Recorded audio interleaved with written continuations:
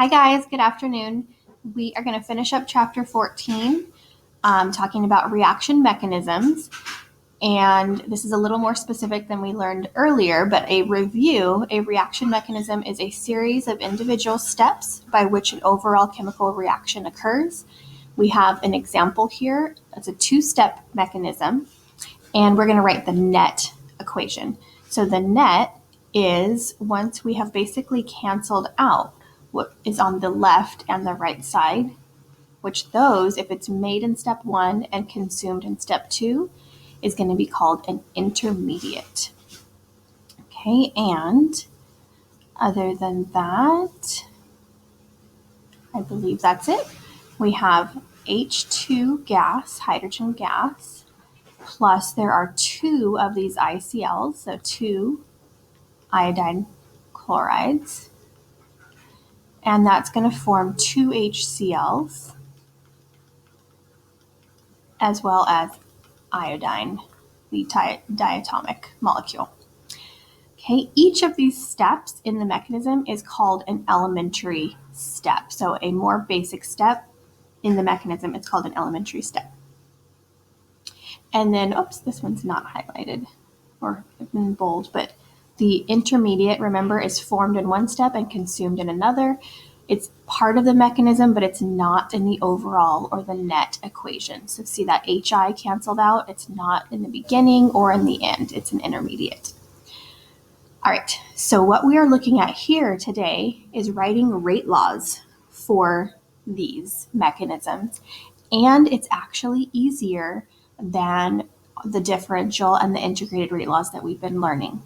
So when you're writing a rate law for an elementary step, this is the little red flag that you guys want to look for. Okay, so pretend that's a red flag.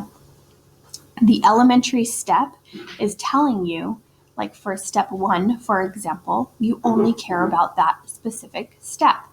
So the rate of that single step is just going to be the reactants to the exponent. Their order is going to be the coefficient. So let's do some examples. Write the rate law for the first elementary step in the mechanism above. If I only cared about step 1, then the rate law, R, is going to be H2 times the other reactant, which is ICl. Okay, and it's only step 1, so it's only going to be to the first power.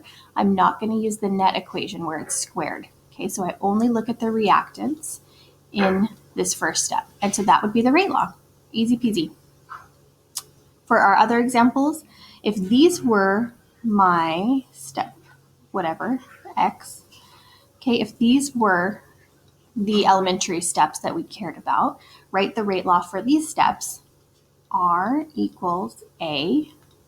Whoops, and you know what I did? I forgot the K. Are you guys yelling at me out there? Those have Ks. For the second one, since there are 2 A's in that elementary step, it would be A squared. And in the last one, we have 2 reactants. Okay, that's bimolecular. There's 2 molecules there. And it would be A times B. Okay, so see, these are actually easier. When it tells you the elementary step is the one that you want the rate for, you just use the coefficient. And these, remember, this is actually 2a. It'd be like x plus x. So we would write 2x, and that's where the squared comes from. Okay, rate determining step and rate laws. The rate determining step, also known as the rate limiting step, it means the same thing. It's the slow step in a reaction. So if a 2-step reaction, step 1 and step 2, if step 1 takes an hour for it to occur and step 2 takes 5 seconds, then the overall rate of the reaction is an hour and 5 seconds. What's really determining the rate of that reaction? It's the slow step, the one that takes longer. Down here we have a diagram that shows us why some steps would take longer than others. So in this energy diagram, you can see I would start with reactants down here at the bottom. Think of them. We can make an analogy like if it's a little boulder that we're rolling over this hill.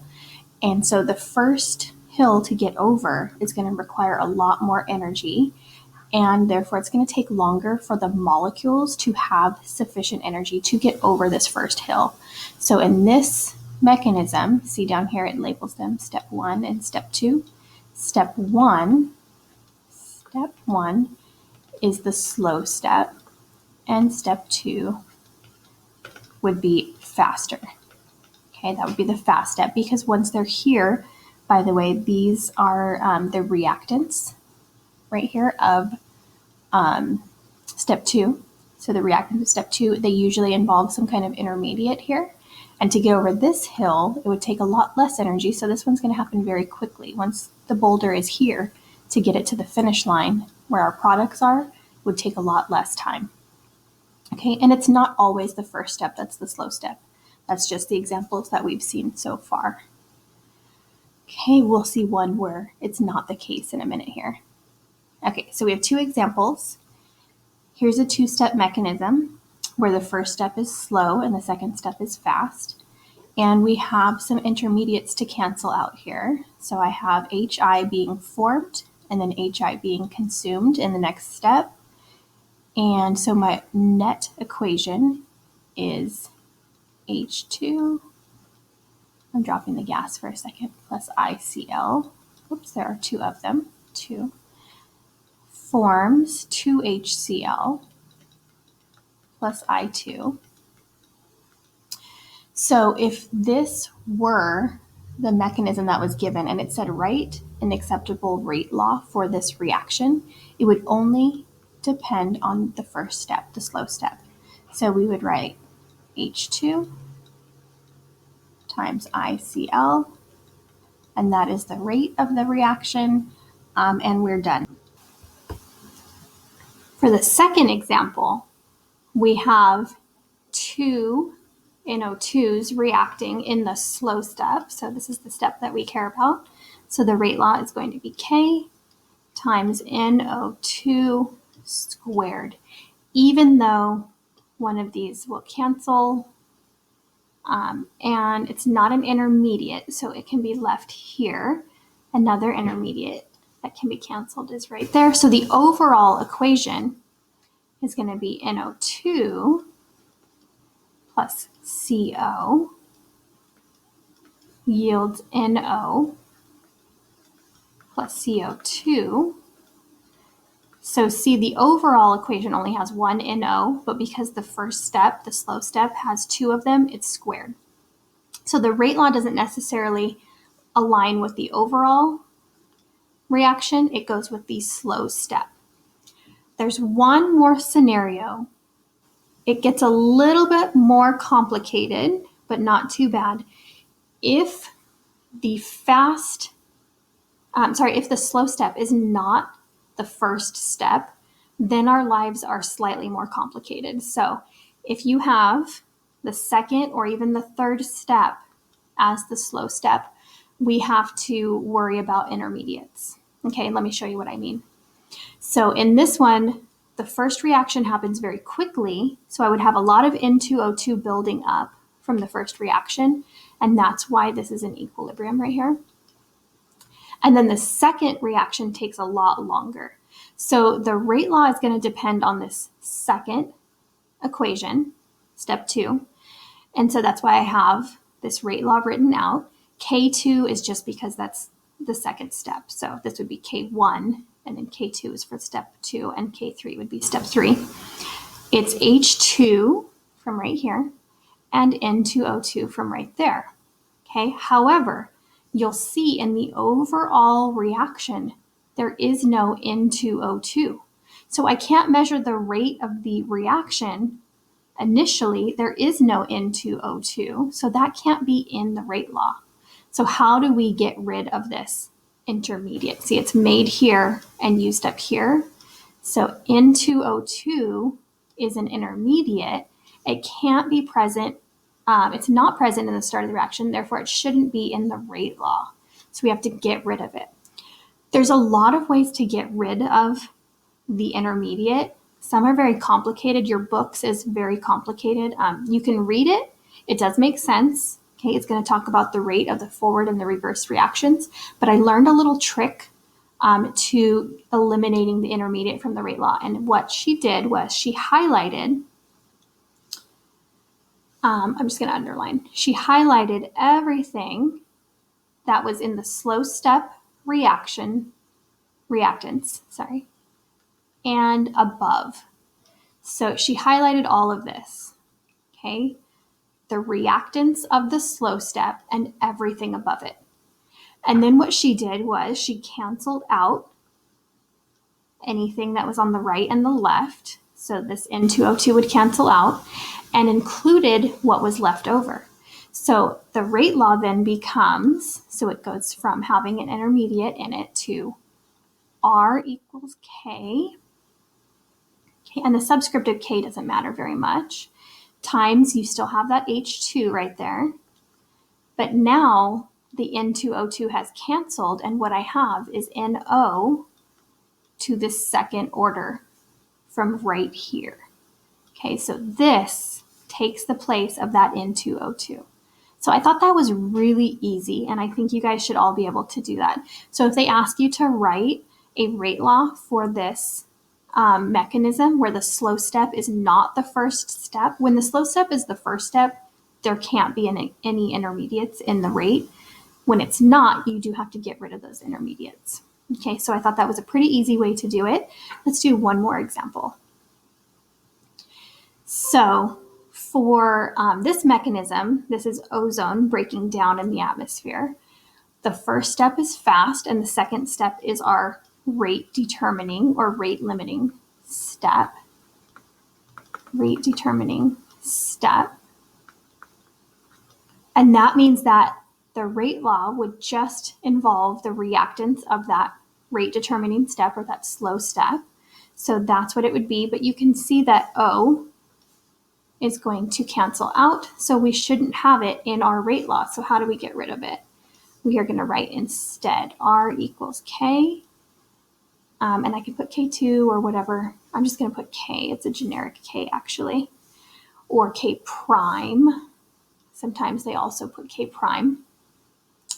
And if I highlight the reactants of the slow step and everything above it, reactants and products, and cancel out what can be canceled, so that is canceled. What do I have left? I have 2 ozones. So it's going to be actually O3 squared. And then because O2 is on the product side, it's actually going to go down here. My O2 goes on the bottom. Okay, so if it's a product, it's going to be written on the bottom of a rate law down here. It's a denominator. And what that means is, think about it, oxygen is being produced by this reaction. If you add oxygen, you're adding to the product side, you're kind of like inhibiting this first reaction. Okay, so adding O2 will actually lower the rate. Adding O2 lowers this R value. And that's what this rate law is telling us. So this would be our final rate law for this problem. Okay, last but not least, down here, and there it is typed out. So I have one more. Predict the overall reaction and the rate law that results from the following 2-step mechanism. So we have 2 steps. The overall would be 2A plus B forms A 2B. That's my overall reaction. And the rate law for this one is easy peasy. It's just the slow step, which is the first step, and that's going to be A squared right here. Okay, section 14.7 is on catalysis, and there's a couple words that we need to know. This section is pretty easy, and there's not a lot to it. So a catalyst is just something that increases the rate of the reaction. So it makes it speed up, it makes it go faster. And the way it does that is by lowering the activation energy. It is not itself consumed in the reaction. So it's not like the reactants that disappear and then reappear. Down here we can see in this energy diagram that the blue line is uncatalyzed, so there's no catalyst there. And then this red curve is the catalyzed pathway. So the activation energy, the energy hill that these little molecules need to get over is a lot lower with the catalyst. Okay, so they need less energy to get over the hill. That means that it will happen faster. So with a catalyst, the reaction goes much faster than without. Okay, and then the last thing is an enzyme, which is a catalyst that is found in the body. And it's a protein, so it's made of amino acids, and it speeds up the reactions in our body to help us live, like to digest our food, for example. All right, have a great day. I'll see you guys later.